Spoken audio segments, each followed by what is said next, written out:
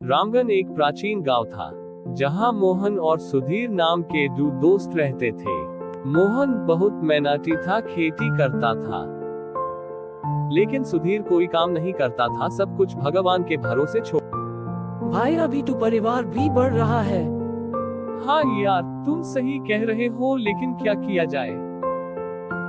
भाई एक काम करते हैं, खेत ले लेते हैं, अनाज का अनाज उगेगा और लाभ भी होगा। हाँ तू सही कह रहा है गोविंद दास, जमींदार के पास चलते हैं और जमीन का दाम पता लगा लेते हैं। दोनों मिलकर जमींदार के पास जाते हैं और कहते हैं, जी हमें 1 बीघा जमीन खरीदना है। खरीद लो, हमने मना किया है क्या, लेकिन पैसे लाए हो ना? जी पैसे नहीं लाए।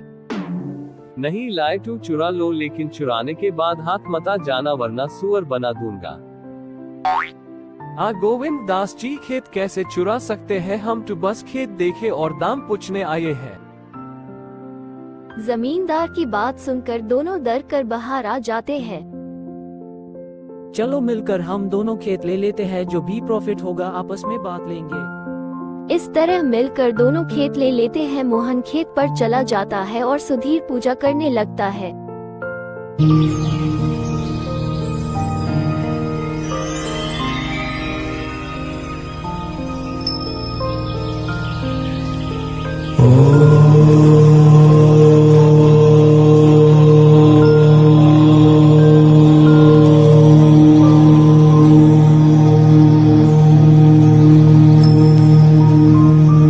मोहन जब वापस घर आता है और अपनी पत्नी से कहता है, सुधीर यहाँ आया था क्या?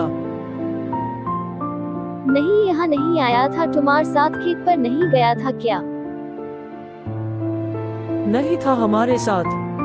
अगली सुबह मोहन सुधीर से मिलकर बोला, तुम खेत पर क्यों नहीं आए?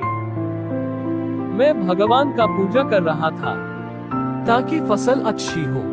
और फिर सुधीर पूजा करने जाता है।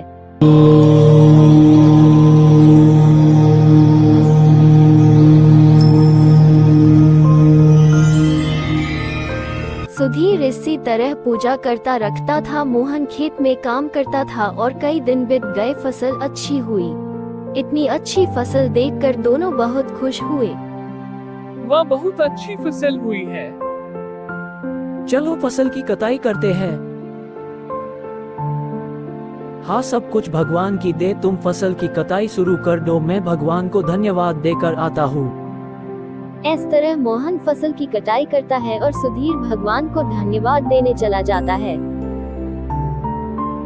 फसल की कटाई तो हो गई, चलो अब अनाज का बंटवारा कर लेते हैं।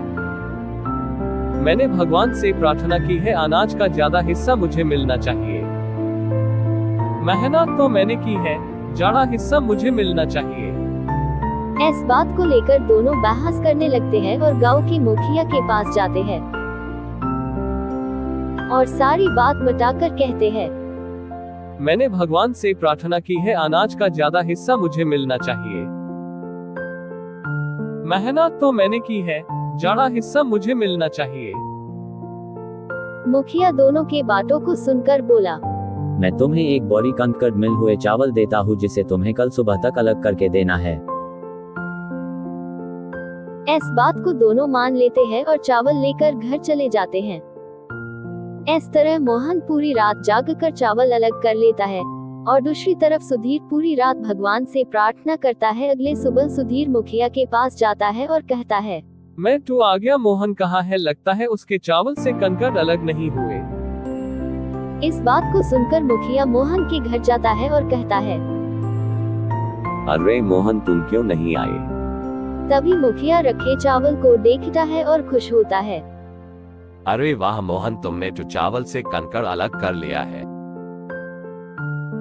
जी माफ करना, मुझे आने में थोड़ा लेट हो गया था, मैंने रात भर जागकर चावल को साफ किया। अरे नहीं नहीं, मैं तो बहुत खुश हुआ, अनाज का ज्यादा हिस्सा तो तुम्हें ही मिलना चाहिए। अरे सुधीर, तुमने अनाज को साफ कर लिया क्या, या फिर सिर्फ भगवान से प्रार्थना की और फिर मुखिया के पास चले गए?